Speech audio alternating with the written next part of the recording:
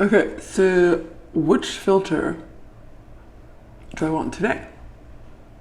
I like this filter. I like this one. I'm doing a series. I haven't done content in months. I'm not trying to feed the algorithmic beast. I just crank out these videos when I feel like it. This is a series on content creators that I like. And this is a content creator that I happened upon more recently. I think his channel's recent. But the reason that he showed up in my algorithm is because I'm a tingle head. I listen to a shit ton of ASMR videos. So he showed up because his handle used to say something with ASMR. See, what does his thing say? Into the ether, more. It says commentary for the overthinker. Well, that's alt commentary for the overthinker. Well, that's true. I'm like his prime demographic. I'm just from an older generation. I'm Gen X. I think he's a millennial. But he had something about ASMR on there for a minute. And that's why he showed up. Because I listened to tons of commentary videos and I listened to tons of ASMR. Mostly a certain genre of ASMR. I listened to ASMR. For some reason, that's like it's like a mechanical neurosympathetic hack as opposed to chemical neurosympathetic hack for like calming anxiety. Like, so his voice, he's got the perfect voice. It's like he's got like some prime radio voice or some shit. Like, and it's like all like deep and resonant. It's like, so you can just kind of like, yeah, like it's but anyway, this video, I like his topics. It's like perfect. Like, dude, when I hear his topics he chooses and the stuff he's talking about, I'm like, oh my God, this mofo is spitting facts. Oh my God. I would check out this guy's channel. He's good. And I think I relate to him too because he looks like he's mixed race. Like, I'm mixed race too. He looks like he's from two different cultures. He's not only mixed race, but he's mixed culture. But I do think that some of the insight he gets is from being both mixed race and mixed culture. Like, it's like, I don't know. Nothing feels the same. I've lost interest. Oh my God. Dude, even the fucking titles are like, okay, I'm gonna play this mofo. I've lost interest in everything, and I don't think I'm the only one, like this guy over here. I've lost interest in everything. I really used to love my life. Movies, music, going out, talking with friends, all of it. Now, nothing. Really don't feel anything. Well, that's an incredibly optimistic intro, isn't it? And unfortunately, I actually agree with him. I don't know if this is some low-level numbness or depression that I just got used to, like pretty much everybody feels the same these days, but it's hard to tell exactly why. So let's keep going. I don't know when I stopped caring, but I think others feel the same way, so I think it's worth talking about. I know for me, entertainment feels like it's completely dead. You know, I used to love TV shows, like Lost and Prison Break, Breaking Bad. There are so many good shows that you can get into and really get into the characters. It was just a really good form of entertainment. I enjoyed spending my time watching good shows and good movies. But nowadays I've tried and it just doesn't seem like anything is worth watching. I hate to agree, but it's true. If you try to watch any form of entertainment these days, whether it's TV shows, movies, even YouTube videos, or just scrolling on your phone, it's hard to actually admit that anything that we watch now is legitimately entertaining. I feel like it kind of just gives you some background noise and just kind of passes time. But in terms of actual entertainment, something that you can connect to, laugh to, get some real enjoyment out of, I think a lot of people would agree that anything that's out these days in terms of visual media, we're not actually entertained. It just kind of passes time, right? Back then, I guess it would be what, like 10 years ago, which is actually not that long. TV shows and movies and anything that you can kind of watch were legitimately entertaining. They were generally well written. The cinematography was great, the pacing is good, and the overall plot and character development was interesting enough that you would actually sit through an entire, 12 episode series of an actual TV. Oh my God, this is so true. And now content, like he'll point to this. It's just, all it is a lot of it's false advertising too. They'll do like create some engaging like trailer or some shit, and then you watch it and it's just like sucks. And a lot of it's really formulaic. It's about saving money, so there's not like much of an investment in things. Also, too, like all of it, profit's the bottom line of everything. I mean, I really feel like one of the underlying factors behind all this shit that he's talking about and is profit. I feel like profit's fucking up everything. Like anything made for profit, it's all it is meant to get attention, because that's the new currency. So everything's profit based, so it just kind of degrades everything. I feel like the profit based model is like underlying the quality of everything. You know, like there's all these like 50 million subscriptions. Every time you turn around, there's a goddamn ad interrupting shit. Like I get the YouTube premium so I don't get ads, and then there's like, then they got to do the dumbass ads even in the freaking video. They can't escape ads from hell. I don't know, everything's so degraded, but it's like you see it not only in visual media, but you see it in like societal structures as a whole, like in outdoor design, for example. Like design used to be way more engaging, interesting, involved. I feel like it's a problem that goes beyond just entertainment and like visual media. I feel like it goes and it permeates every aspect. In clothes, cheap ass motherfucking Sheen, fucking cheap ass clothes. Like clothes aren't even made well to be sustainable and then end up in fucking landfills. I mean, this whole underlying model of profit-based shit is fucking everything up, and I think it's creating this, what do you call it, like apathy, overall generalized apathy. And I'm not against capitalism. I kind of just wish it would just be more intentional and not just for profit, you know, like the kind of support and emphasis of capitalistic structures that really are in the benefit of people, as opposed to just corporations, you know, because like, you know, because a lot of times it's just now in the benefit of just corporations and shareholders, and like it's almost like the well-being and health and of people are just becoming like irrelevant. It's just like it's all about money. Like I really do think like a more intentionally based capitalistic structures should be like kind of incentivized if possible. That would be my approach, you know. Why would you want a whole bunch of zombies so like a few people can be rich? Like I feel like it's creating a zombie nation. Sometimes it makes me wonder of like why all these zombie movies are becoming so popular, because it's like this structure, it kind of creates like zombies. And then they just throw pills at everyone, you know? They just throw tons of all these pills. That's another profit-based model that they don't even give a shit. Like this whole Clancy lady that killed her 3 kids, she was on 17 different meds. That's like medical mofo malpractice, all greed-based, right? Like again, like all these structures. Like I feel like everything's interrelated and they all tie together, and I feel like reorienting like our intention behind like these public structures would be beneficial. Like what creates beneficial profit? What creates profit that really helps people? Like you can make your money, you can be some rich dude, and you can have your plastic surgery wife, and you can have your like you know, blow up doll, you know, and look like status. But can you make something that's beneficial to mofos? Like, you know, and you can have your 10 houses that you don't even live in and all this stuff, so you can look like the big man on the block or whatever.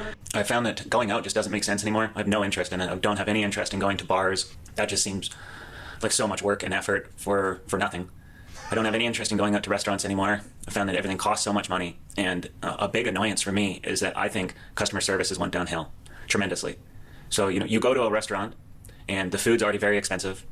Everybody wants a 20 to 25% tip now, or don't even come to the restaurant, they say. The food is subpar nowadays, and the service is completely gone. So you're tipping on food for service that doesn't exist anymore. And I found the atmosphere in a lot of restaurants is just dying. A lot of the restaurants that we have now in our town, they're very bland. It's just big boxes with chairs and tables put in them, but they don't now. Everything feels the same. Everything is so bland and colorless and unexciting. I I go over to one of my friends and she likes to order out, and the food sucks. It's not always consistent. I mean, and it's like really expensive and it sucks. Oh my God. And he's true about the environment. Like, that's one of the things I feel like, I mean, I don't know what it's like in Europe now anymore, because maybe it's degraded there too, but I remember like visiting Europe, particularly certain countries like France, like Paris, and like I did the honeymoon when I was with my ex-husband in like Italy. They have more, like the pace of like dining out is just slower.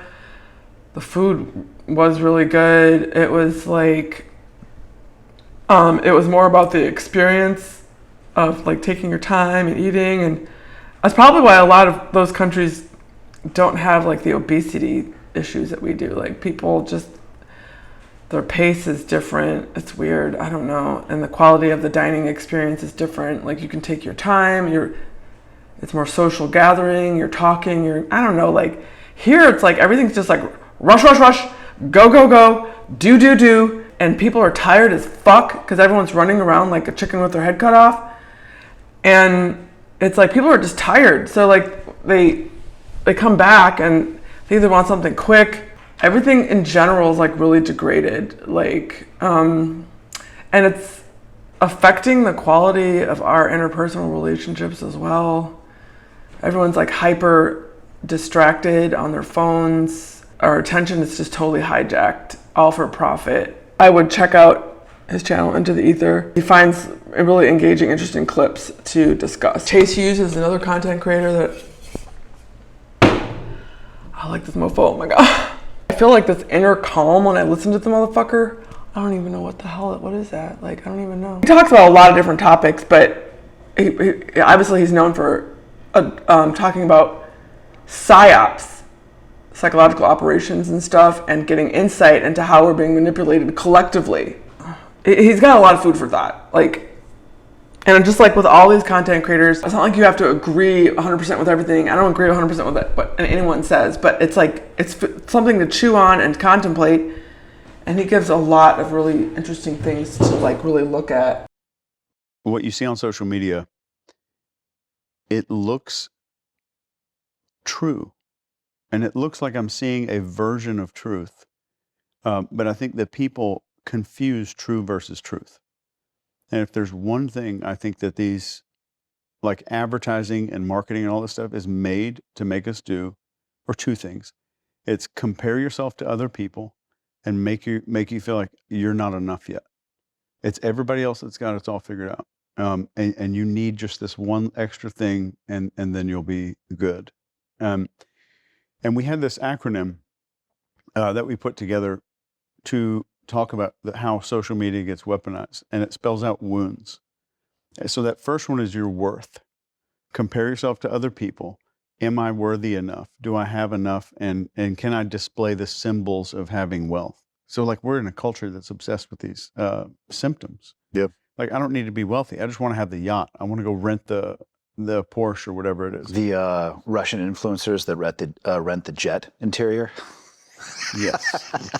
It's a set, right? Isn't there a set? I'm sure there's plenty of them all over. The article I saw was talking about people in Russia. Yeah, they rent it by the hour, and they'll change out the background. But apparently, it's getting really good. It has moving, outside environmentals. It'll vibrate a little bit because people get called out. Like you're looking at the water, and there's no ripples in the water. It's perfectly straight. So now they're reverse engineering all those things to make it look even more real. So you can rent it for an hour to say you have money, and then if somebody ran into you on the street, you look like a hobo. Like, how does this work out in the long run? Yeah. and I mean, our world has gotten so performative now. So I need to act a certain way, and I need to hide aspects of myself. I can't display any weakness. I can't say anything that's going to make people judge me. And our ancestors, or even our parents, your parents and my parents, they do something stupid, they get judged by like 30 people. We do something stupid and maybe somebody films it and puts it on the internet. Now it's 30 million. Yeah.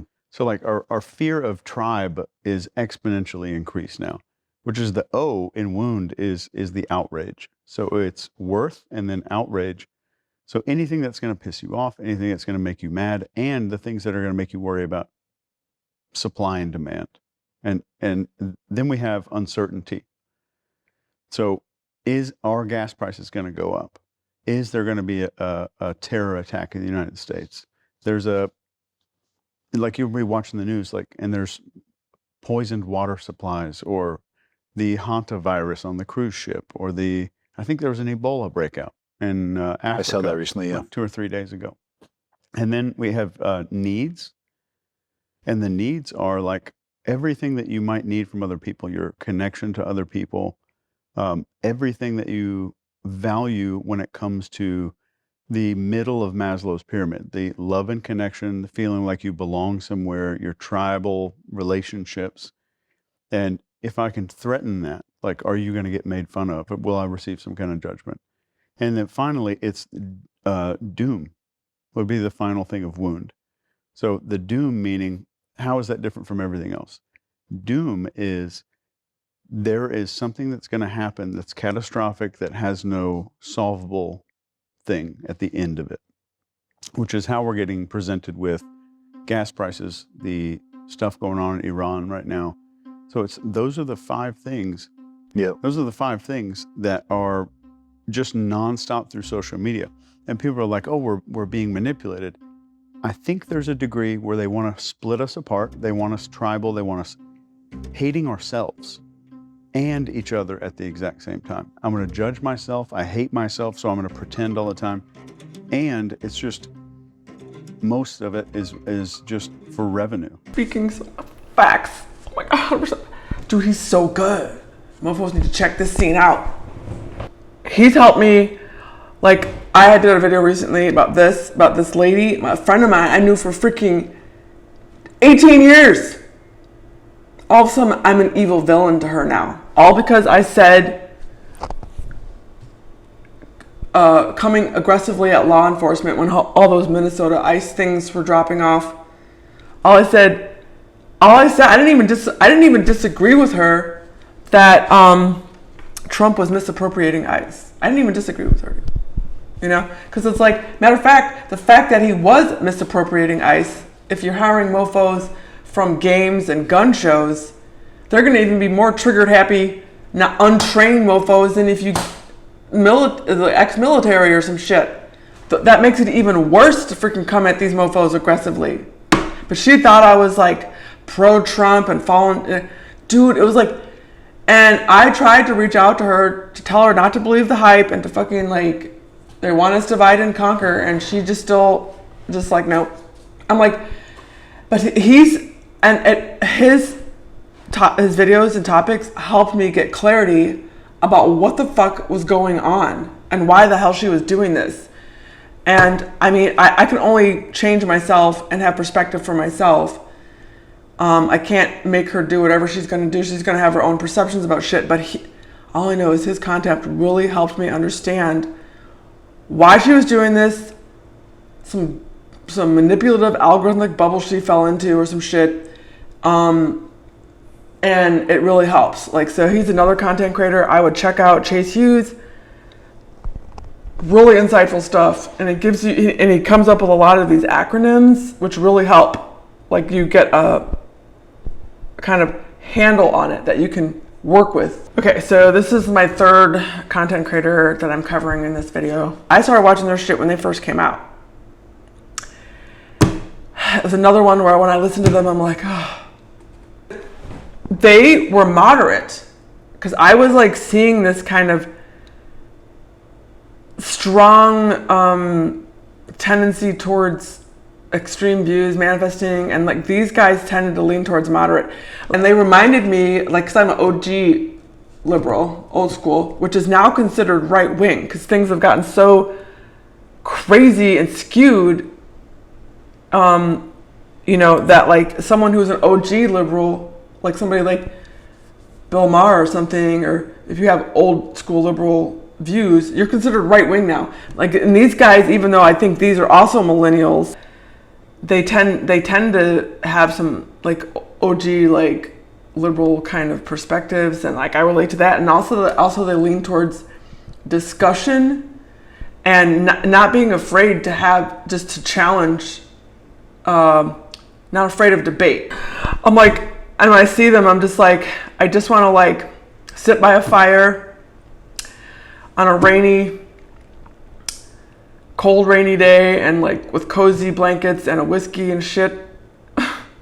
They bring on people from all like wide varied perspectives. Anyone that has the balls to go on their platform, and they have really engaging, interesting debate, and like they're not afraid of people with opposing views and people on the extreme ends of these views and hearing their perspectives and debate. Like, and this is something I really feel like debate's one of those things that we're like sorely missing in our educational structure anymore. People just want to like scream and yell at mofos and not actually have in-depth discussions, and these guys challenge people's views no matter what side they're on, and they're another great vehicle if you're not trying to fall into bubbles. Some people like that are afraid of debate, some people that are afraid of discussion, they're not going to like these guys. They're going to be like, oh, they're just right wing, I'm not going to listen to them. I'm like, yeah, no, that's because you're afraid of debate. You're afraid of having your views challenged. But mofos that lean into debate, mofos that lean into discussion and just and having their perspectives, whether left or right, being challenged, those are the ones that like this channel. I feel like debate is like, even if it totally goes against your whole worldview and it's uncomfortable, I feel like it's like a knife sharpener. Like having opposing views and seeing the views from totally different perspective, it's like it's sharpening the knife to make it like so that you can see like, oh yeah, like and it points to the nuance of these topics. It points to the fact that if you don't embrace the nuance, it's going to be hard to solve the problems that we're facing. And some of their topics get heated too, man. Like this one. Feelings of a child. Do you understand how absolutely disgusting most people would think that is? Well, I don't think that you're right that most people would. What's the minimum number of sessions? There's no minimum. There's no minimum. So or someone can have maximum one for session. anything. One session. And you just go, okay, you got gender dysphoria, off you go. Yeah, why not? You're completely wrong in all of your medical evaluation there, and that's why non-medics shouldn't get involved in medicine. Hal Shipman was a doctor, although I will be fair, he didn't touch kids. The way to cure the distress of these people is to stop people like you with your discriminatory, prejudiced and biased attitudes. They cost lives. Misgendering is a hate crime. So what should happen to her? You can get fined money, you can get put away. So you'd like me to go to prison? But prison, I'd love to see it, yeah. And I would like to see some criminal responsibility for people who have harmed children, like Helen Weberly. I would like to see those people criminalised. Great, you both want each other in prison, fantastic.